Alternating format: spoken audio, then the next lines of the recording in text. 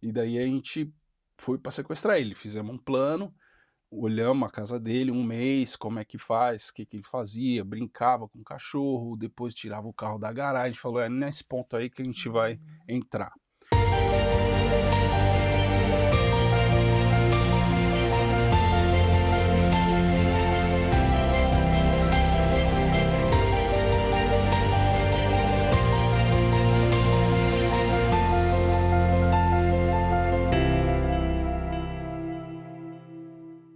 Bom dia, que bom que você está aqui de novo com a gente.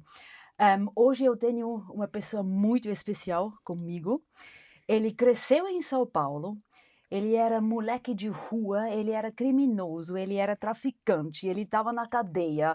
É é uma história igual uma película de Hollywood. E hoje ele vive na Suíça e é psicólogo e ele está aqui comigo, Clever. Bem-vindo! Obrigado, é um privilégio para mim poder participar. Para Obrigado mim pelo convite. para mim também é muito, muito bom. Então, vamos conversar. Sua história é realmente um filme. E É um nem milagre, né. é um milagre, um filme de milagre. Sim. E vamos contar bem no início. Nos conta um pouquinho como você cresceu em São Paulo. Eu cresci numa família sem pai, né, meu pai, saiu de casa muito cedo, eu tinha 4 anos de idade, meu irmão mais velho tinha 8 e meu irmão mais novo tinha 2 aninhos, Hum. então minha mãe ficou sozinha, e aí a gente cresceu assim, minha mãe não conseguiu pagar o aluguel depois que meu pai foi embora, demorou pouco tempo, a gente foi despejado, né, Hum. teve que deixar a casa e todas as coisas ficaram na rua, gás, fogão, pô, os drogados, né, pessoal que usava droga vinha, pegava as coisas na rua, porque estava lá na rua, eu Hum. era 4 anos de idade, só Uau. ficava olhando, minha mãe com uma criança de colo, 2 anos, a gente não podia fazer muita coisa. Sim. E ela perdeu as coisas, né, na rua e a gente começou então a nossa trajetória de morar na rua, até que minha mãe conseguiu um lugar numa favela, um barraco Uhum. numa favela, né, um barraco de madeira pequeno, e a gente passou a morar nesse barraco na favela, Sim. e minha mãe ela tinha que trabalhar, não sabia ler, não sabia escrever, então o trabalho que dava para ela fazer era o trabalho de limpeza, né, então ela era faxineira, e ela trabalhava que nem escravo. Ela Hum. trabalhava ela saía para trabalhar às 5 horas da manhã até 11 horas da noite, então ela só chegava em casa lá para meia-noite. E vocês 3 irmãos Isso, sozinhos em casa? isso. E o que ela fazia? Ela tinha medo, né, que a gente ia pra rua, então ela trancava a gente no barraco, Ó, sozinho, mas a gente tinha tentado, né, sim. colocava uma cadeira, e abria a janela do Hum. barraco, pulava a janela do barraco e Hum. ia pra rua. E acontecia assim, né, a gente foi acontecendo assim nossa vida, meu irmão já com 10 anos começou, meu irmão mais velho, usar cola, né, cheirar cola na Hum. rua e tal, e logo depois eu fui também em seguida. Minha mãe, tadinha, não sabia como lidar com a situação, Sim, abandonada pelo marido, sem saber o que fazer. Então era vida sim, dura, difícil, e minha mãe não sabia como fazer aquela sim, frustração. Então, sim. às vezes, ela batia na gente Hum. bastante, então a gente ficava marcado, a gente ficava roxo, né? Ficava, Hum. e era ruim pra gente aquela Claro. situação, então meu irmão fugiu de casa Hum. naquela situação, e eu, mais uns 2 anos mais tarde, eu também Hum. fui, e foi assim que a nossa história foi desenvolver. Então meu irmão, como ele já tinha ido primeiro, meu irmão mais velho, pra rua, então a gente começou a viver em diferentes lugares, a gente Sim. se via, era irmão, conversava na rua, tudo, mas vivia em pontos diferentes da cidade, né. Isso Hum. eu tô falando da zona sul de São Paulo. Minha mãe tentou matricular a gente num projeto, né, desses projetos que ajuda e tal, Uhum. e na escola, só que a gente fugia, né, a gente ia lá, dava as cara para marcar presença, pulava o muro e fugia desses projetos, então, a gente Hum. vivia na rua. Até os meus 15 anos, o ponto, assim, muito forte nessa época foi que aos 15 anos, eu com 15 anos, meu irmão com 19 anos já, meu irmão mais velho, foi assassinado, né. Hum. Ele se envolveu com crack, teve muitas passagens pela chamada FEBEM, lá Uhum. no Tatuapé, então ele foi assassinado, Sim, ele começou a usar crack e infelizmente ele foi uma vítima da droga, né. Sim. Não foi overdose, né, não foi diretamente por causa da droga, e sim e não, né, diretamente e Hum. indiretamente ele foi uma vítima Sim, do sim, crack nos anos sim. 90, e isso foi um marco, assim, porque deixou a gente muito Claro. triste, a família inteira. Eu decidi sair de onde eu estava, onde eu ficava e fui tentar morar com a minha mãe. Uhum. E nessa época, eu fui para esse lugar onde minha mãe morava, é um lugar que distribuía droga para metade de São Paulo, então é um lugar muito, assim, forte no Hum. tráfico de droga. E eu fui parar lá com esse Hum. pessoal e minha mãe não aceitava a forma que eu vivia a minha vida, né, então aos 15 anos fui morar com uma família de traficantes. Uma família de Hum. traficantes que me acolheu e me envolvi. E lá tinha mais de 20 traficantes vendendo droga e muito carro subindo e descendo o morro e a droga, assim, era um momento alto, Ah, assim, sim, da do sim, crack sim. no Brasil, nos anos 90, 93, Uhum. começo dos anos 90. E eu vi que eles precisavam lá de um olheiro, alguém que olhasse para eles a polícia, porque enquanto eles vendiam, não tinha ninguém observando.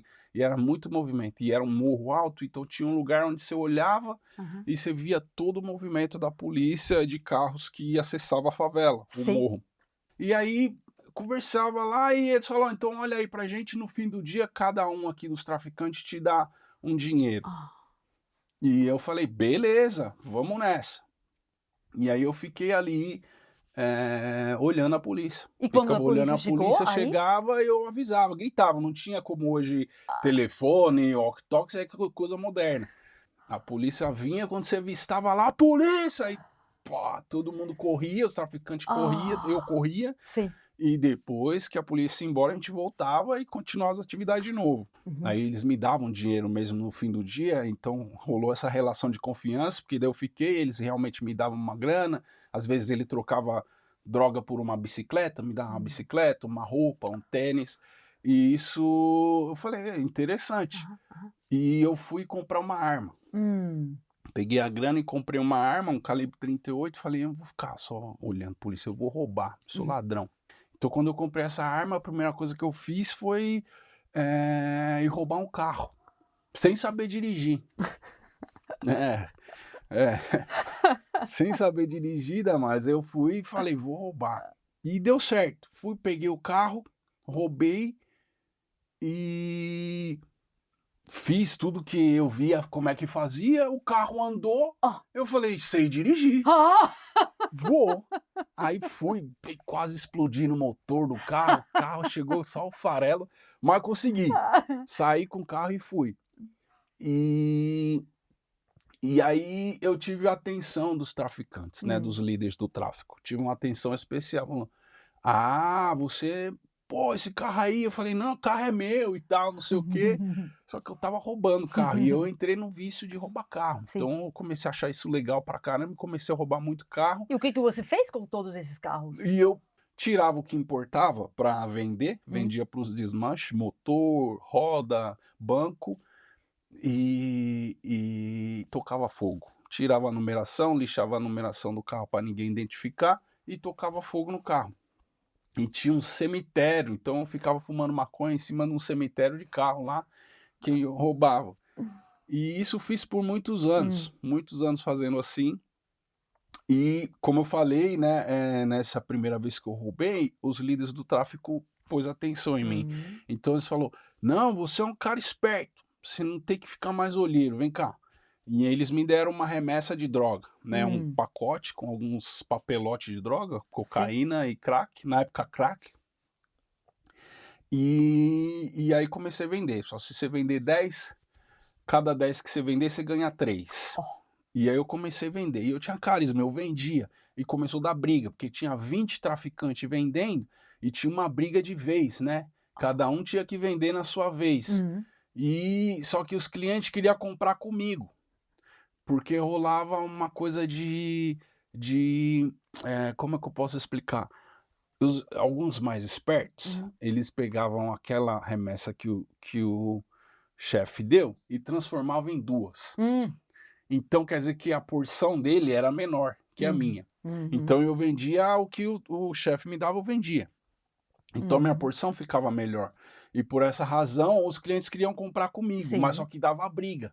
E aí os líderes do tráfico decidiram, falaram: "Não, vamos fazer assim, você fica aqui, faz a segurança pra gente, fica olhando aí, anda com a gente". Então eu comecei a andar com os líderes do tráfico, eles tinham que fazer recolha de dinheiro em alguns lugares, e eu ia com eles, que aí eu Hum. comecei a conhecer os líderes do tráfico de outra região, comecei a conhecer assaltante de banco, sequestrador, comecei a ter contato Hum. com outros tipos de criminosos. Uhum. E fiquei muito tempo assim até eu fazer 18 anos. E aí A adulto, né, adulto, aí eu fiz adulto. 18 anos e sempre Sim. roubando carro, fazendo as coisas, aí com 18 anos,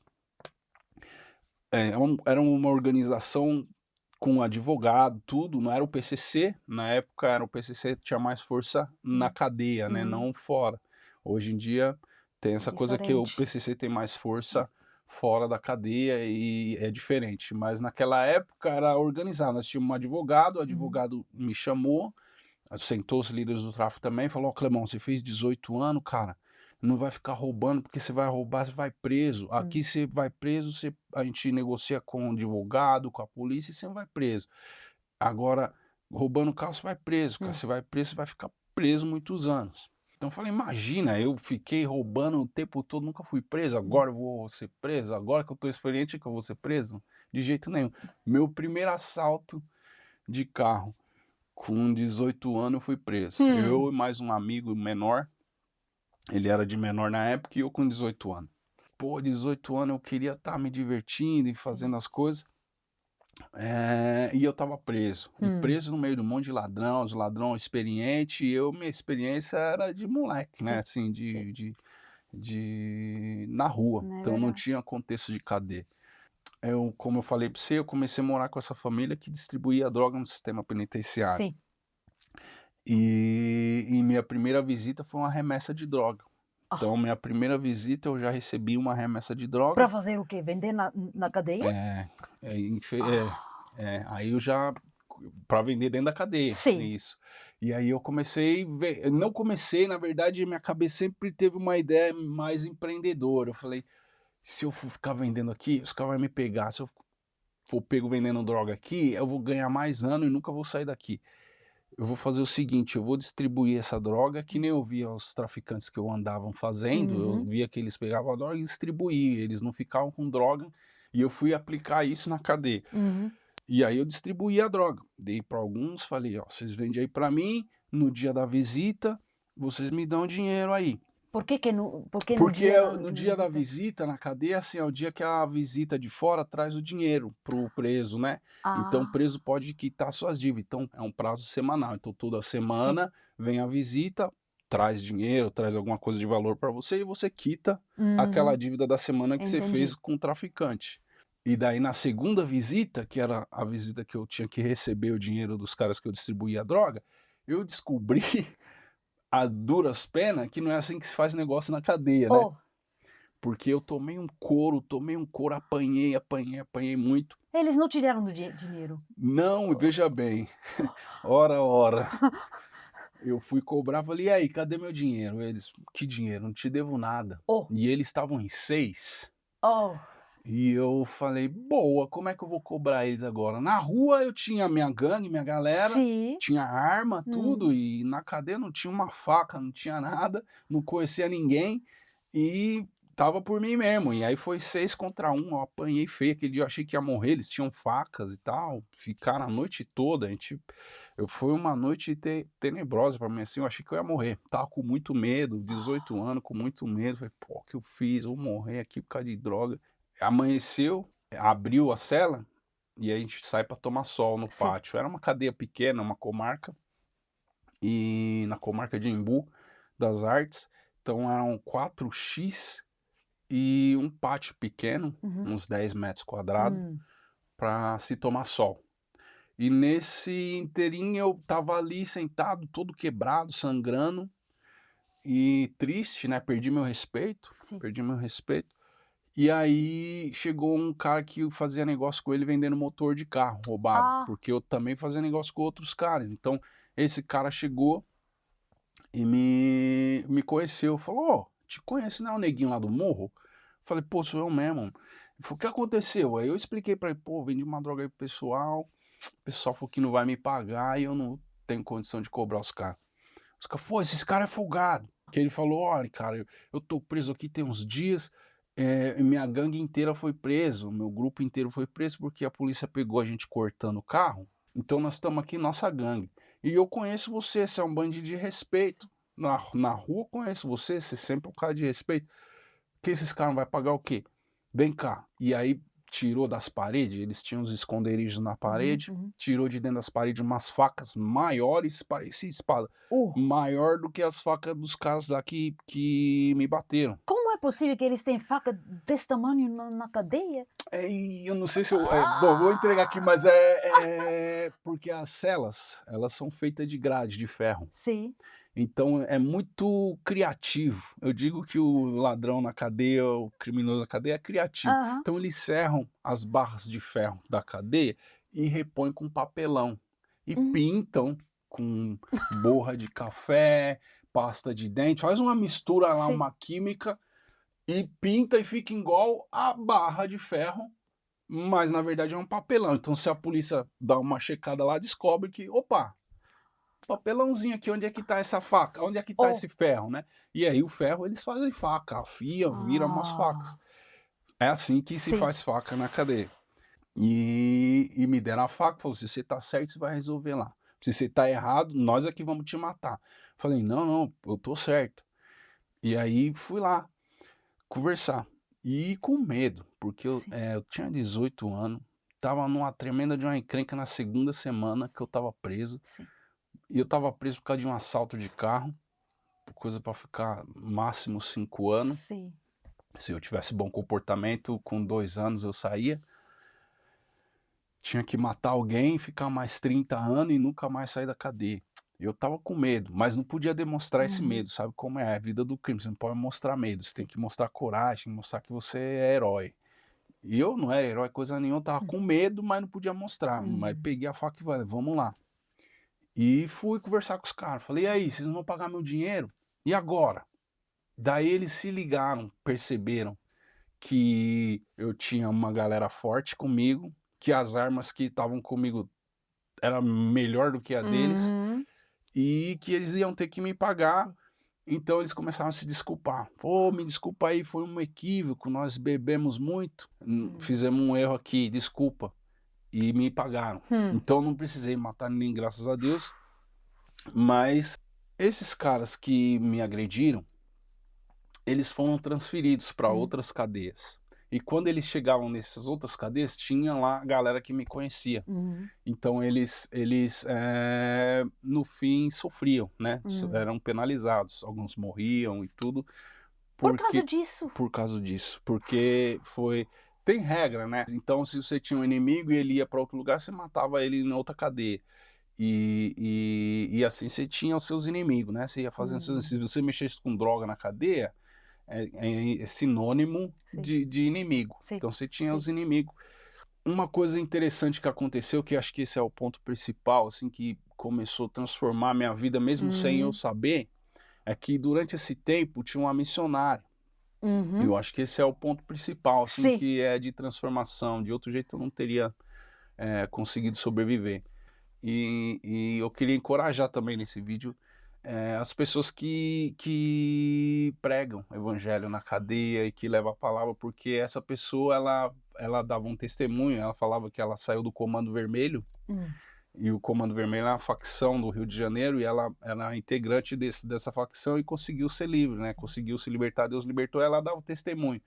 E eu tava lá atrás, vendia droga, eles ficavam lá brabão, braço cruzado assim, Uhum. mas quando eles chegavam para pregar o evangelho, a gente respeitava. Então a gente parava as atividades e deixavam, a gente chamava os crentes fazer o culto. Sim.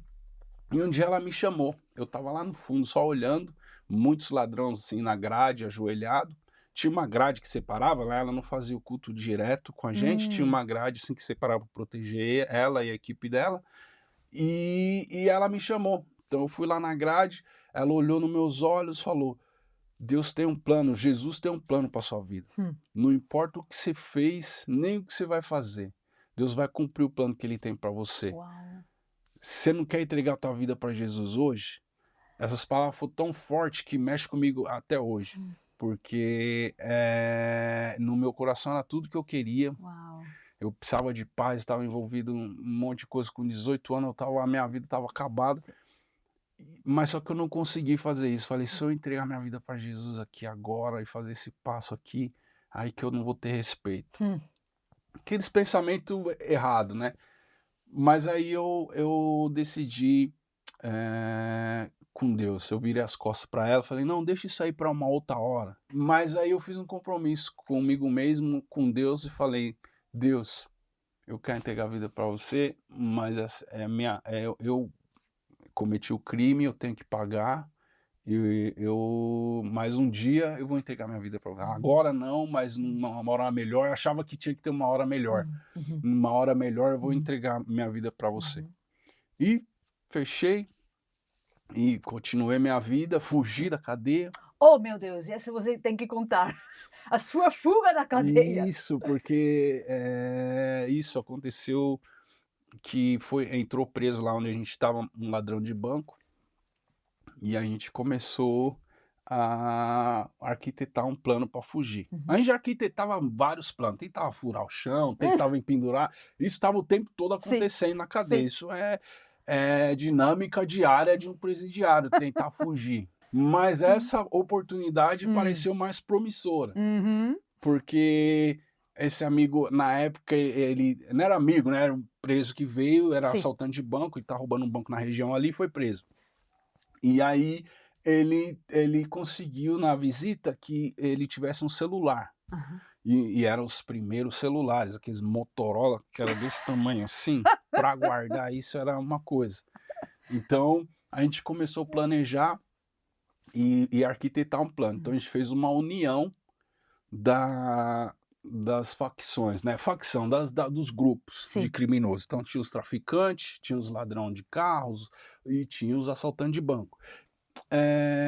Fizemos uma conexão e a ideia, a gente observou qual que é o ponto fraco da cadeia, porque a ideia era tomar a cadeia de fora para dentro. Oh.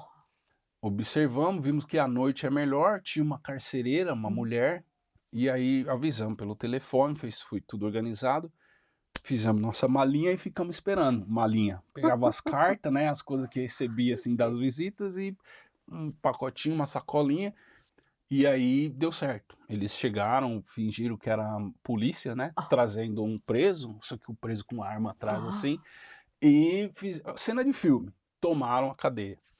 Tomaram a cadeia e foram mais de 80 ladrão naquela ocasião, fugiram. Fiquei um mês fora e depois fui preso de novo vendendo não. droga. Fui pro morro vender droga, continuei vendendo droga lá. Né, os caras me pegaram, a polícia me pegou de novo, vendendo droga. E fui preso de novo. E quanto tempo depois você ficou? Daí eu fiquei mais um ano preso. E durante esse ano, daí eu paguei tudo que eu devia. Sim. E eu tinha uma Bíblia dos Gideões, Bíblia dos Gideões, uma pequenininha, só Salmo, Provérbios e Novo Testamento. E eu tava lá, quando eu tentei ler a Bíblia, quando eu recebi, eu tentei ler, né? Aí tinha os caras usando droga, injetando na veia, outros jogando baralho, coisa de cadeia, né? Só coisa de bandidagem mesmo. E eu tentando ler a Bíblia aqui, e eu comecei a ler no livro de Apocalipse. Então eu tava aqui lendo a besta que vai surgir do mar com suas 10 cabeças, o chifre, não sei o que. Eu falei, meu, eu não conseguia entender, eu não tinha entendimento nenhum. E eu falei, nossa, esse negócio é pesado, eu não... E eu olhando assim a situação, né, eu falei, meu Deus do céu, o que eu tô fazendo? Aí eu fechei a Bíblia e guardei como um talismã, guardei como algo precioso, mas não lia mais. Não entendia. E não li, mas guardei. Sim.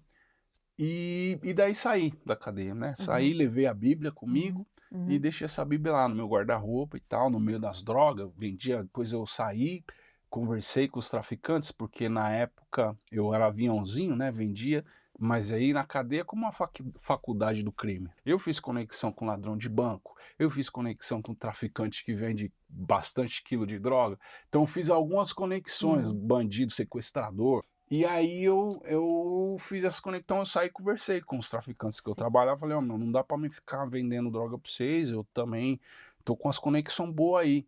Eles falaram: "Não, Clebão, faz o seguinte, tá vendo aquele ponto de droga?" Eles tinham um ponto de droga que não estava ativo, estava inativo, né, e eles falaram: "Você ativa aquele ponto lá, é nosso, mas você pode vender lá". Comecei a vender, fiquei o traficante da região, né, eu era o cara, os caras procuravam por maconha, eu tinha, cocaína eu vendia também, então eu estava negociando muito assim, Uhum. e a polícia vinha, quinzenalmente eu pagava a polícia para eles me informar, então a polícia me informava quando que ia acontecer a próxima batida, quem que ele estava procurando, então eles me ligavam: "Olha, daqui 15 minutos vai chegar a polícia aí, o delegado fulano de tal tá com uma operação assim, assim, e o nome que quer pegar é você, fulano de tal e ciclano". Então eles ligavam pra gente, avisavam, e a gente só saía, fugia e deixava eles fazer a batida na favela e daí Sim, nunca ia achar a gente. sim. Às vezes achava, pegava um ali, uma droga, um usuário, sabe assim, mas as pessoas responsáveis Uhum. mesmo pelo tráfico, eles nunca pegavam. Sim. E era essa minha relação era assim. Tava muito sinistro, assim, minha vida Hum. nessa época, né, mas é uma vida muito sinistra, e eu estava envolvido muita guerra, muito os meus amigos, 15 anos, 16 anos, morrendo porque de guerra, de tráfico, briga.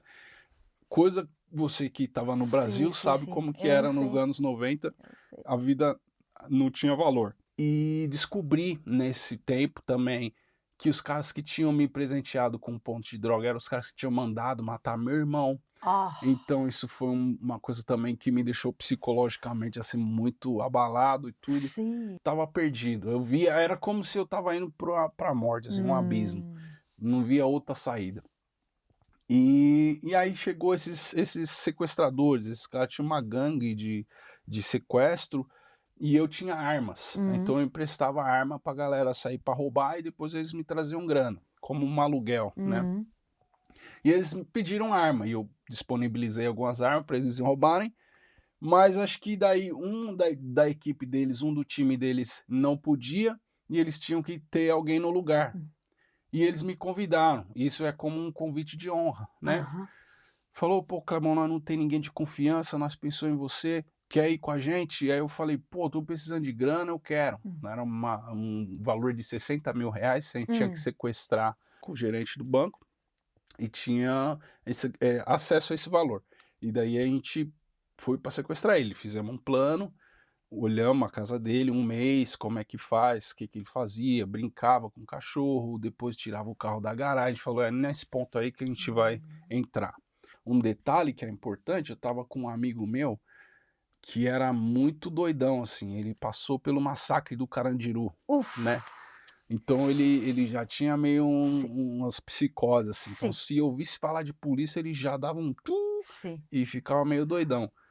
E então a gente foi para sequestrar ele no dia, e só que deu uma coisa errada, porque no dia quem tirou o carro fora da garagem foi o irmão da Ó. pessoa, e a gente sequestrou o irmão da pessoa.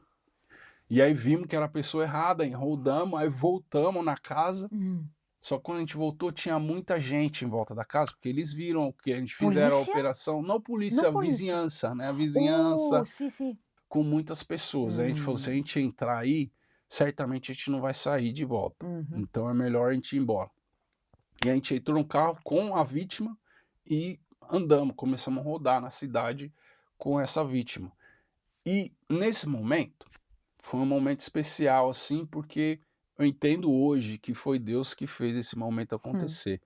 Porque esse meu amigo profissional do crime, do Carandiru, não sei o quê, perdeu a arma. Eu estava com uma arma, ele estava com outra, e ele perdeu a arma. E ele perguntou pra mim: "Ô, você tá com a arma?"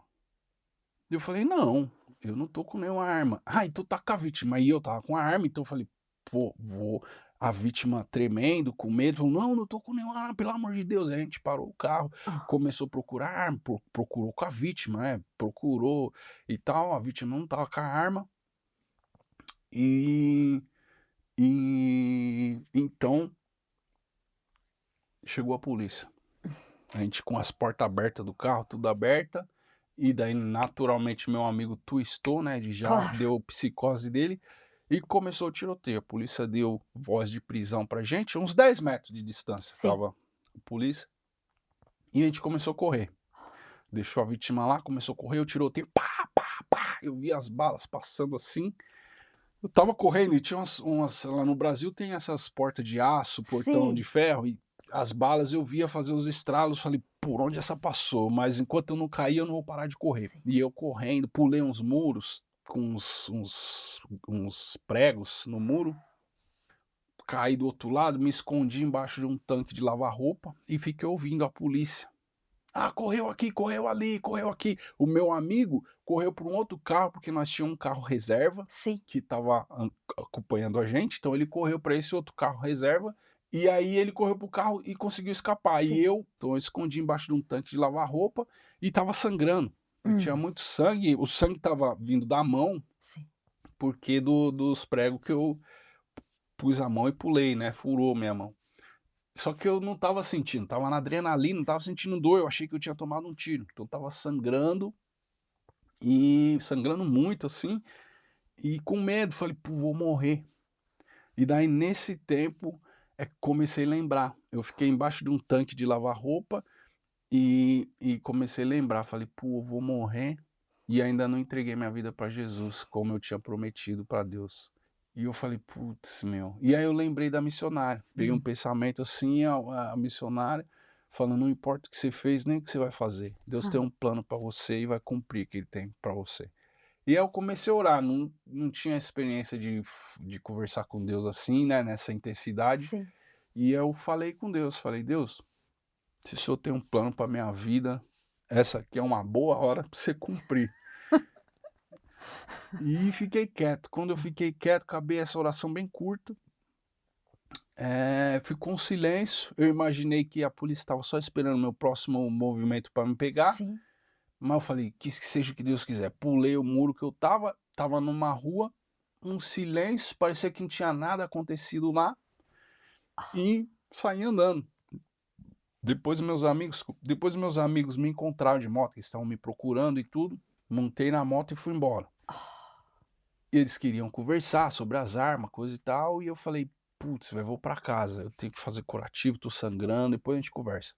E fui pra casa. Só que em casa, eu tinha a Bíblia dos Gideões no meio de granada, arma, pistola, 20 quilos de droga, documento de carro que a gente adulterava o chassi e fazia duplicação de carro, sabe. Uhum. Eu mexia com todo o negócio, né.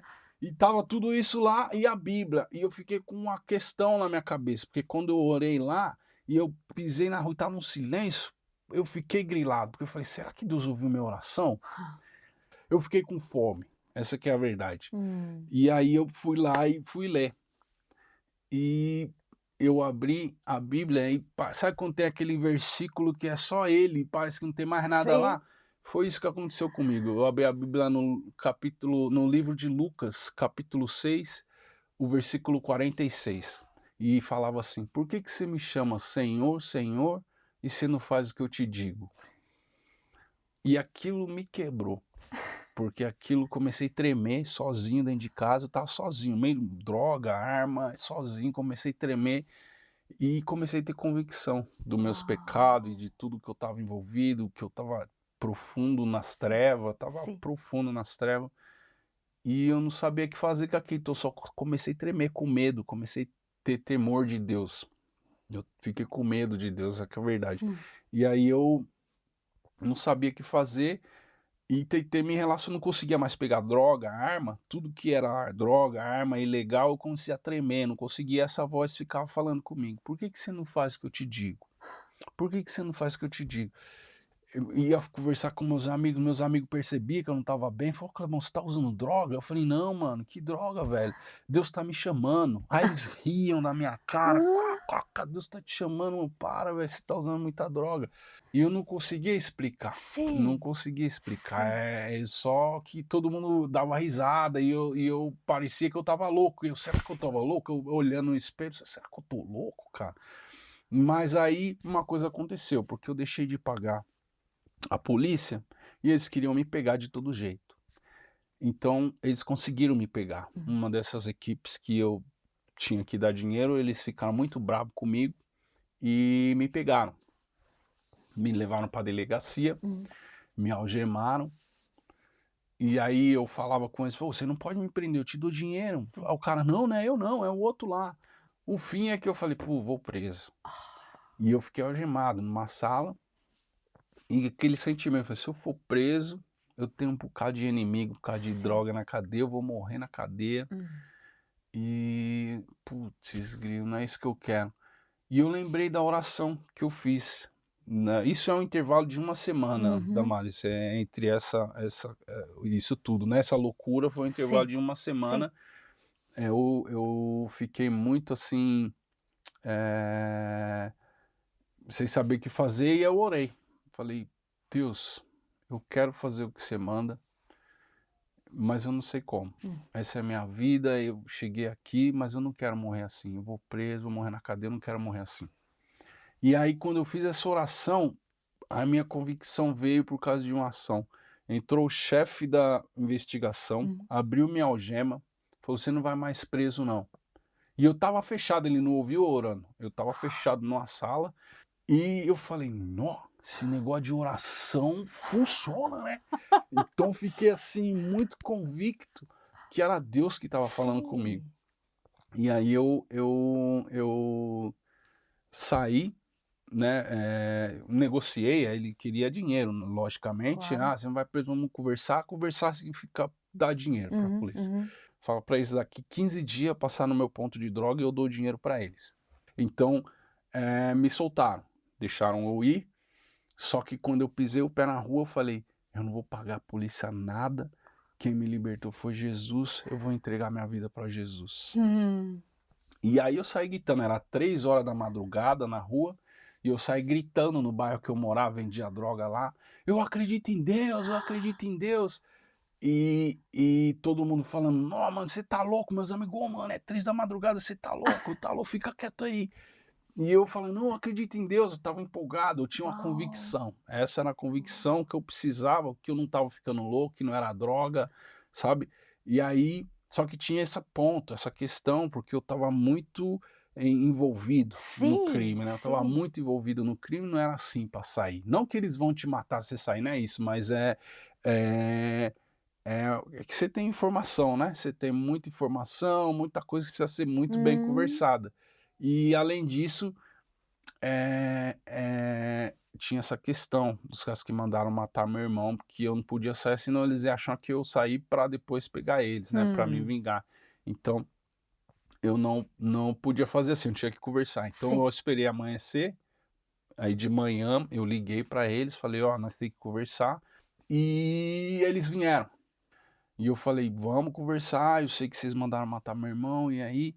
E daí ficou um clima tenso, falou: "Espera aí, Clebão, vamos esquecer esse negócio, a gente não sabia que era seu irmão". Eu e meu irmão, a gente, como eu falei, a gente tinha vida diferente, assim, a Sim, gente se sim. encontrava às vezes na rua, mas separados. E então eles não sabiam que era meu irmão, Hum.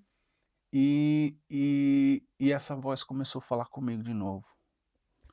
Falou: "Você não falou que não sabia como fazer? Você vai agora falar para eles então que você perdoa eles, mas que você vai sair agora do crime".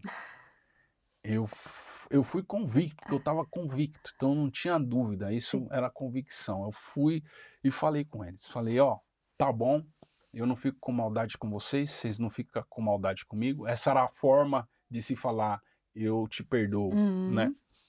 E eles falaram: "Tá bom, então a gente põe uma pedra em cima disso", Sim.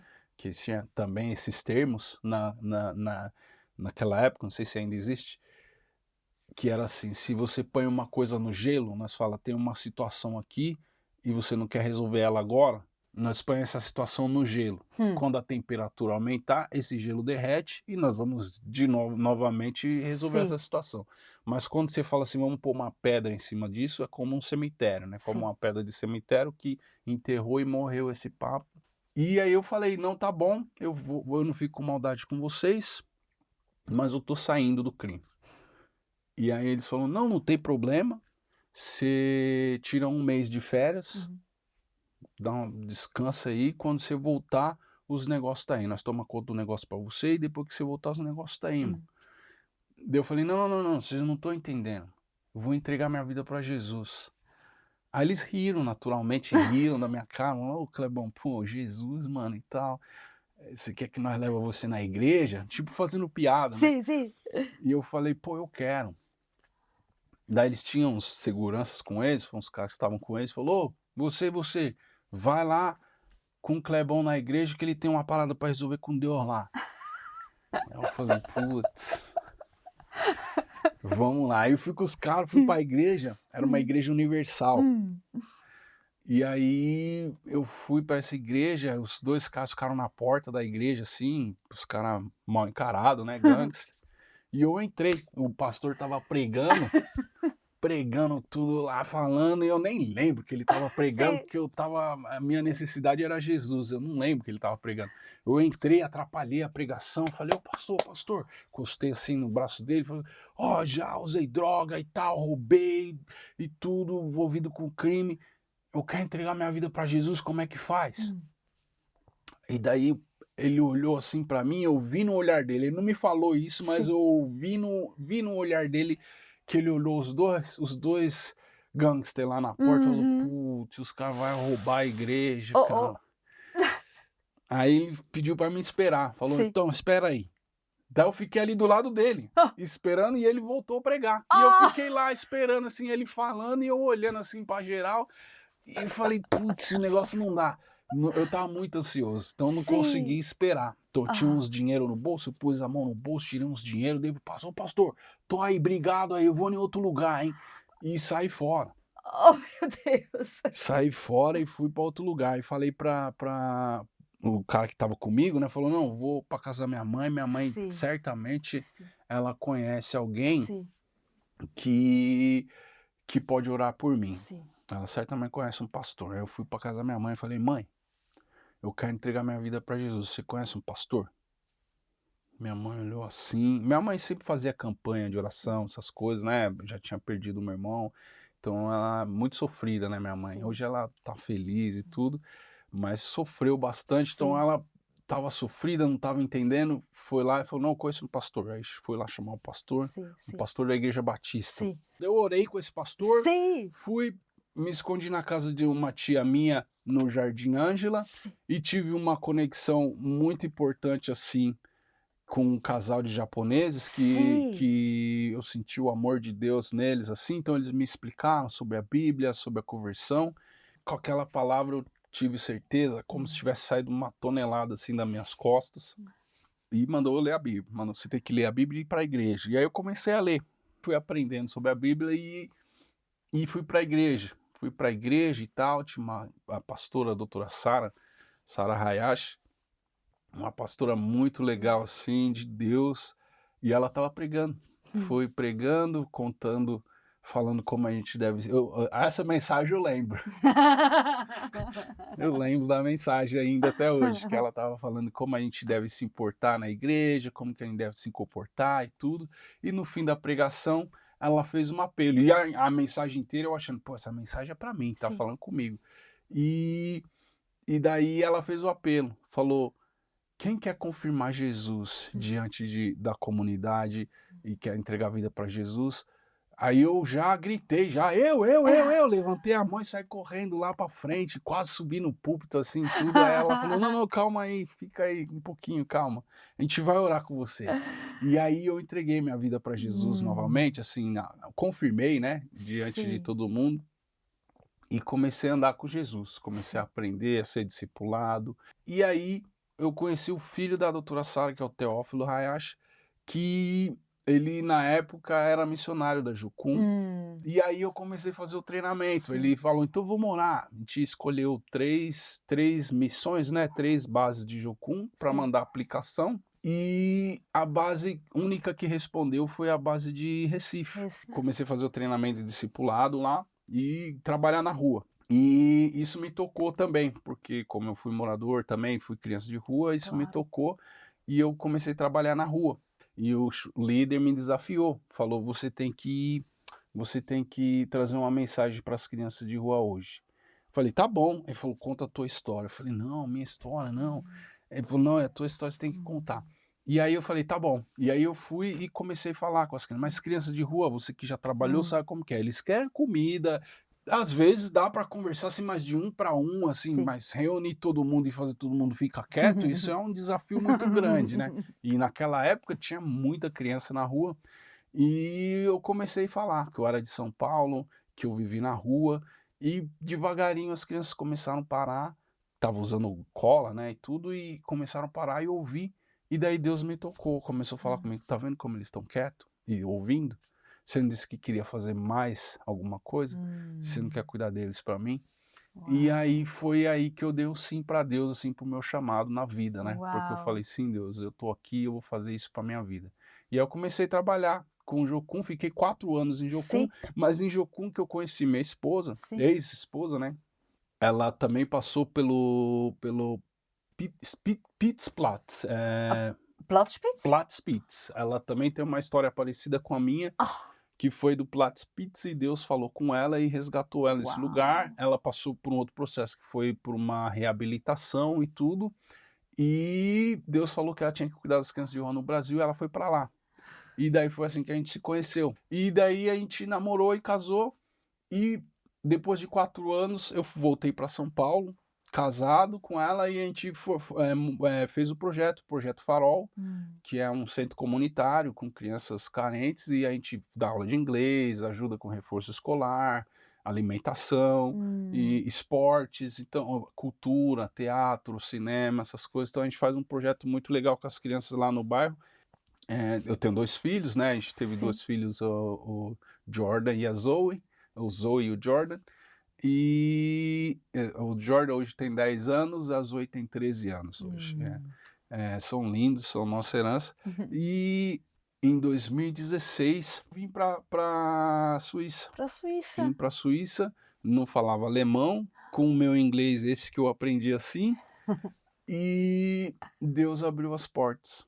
Eu fui Puxa. trabalhar num lugar logo quando eu estava aqui com 3 meses que eu cheguei aqui, e é difícil, né, para trabalhar assim sem falar a língua, e eu consegui um trabalho num lugar chama, Pedagogisch Centro Pestalozzi Haus, Ah, de cuidar das crianças. Eles tinham sim.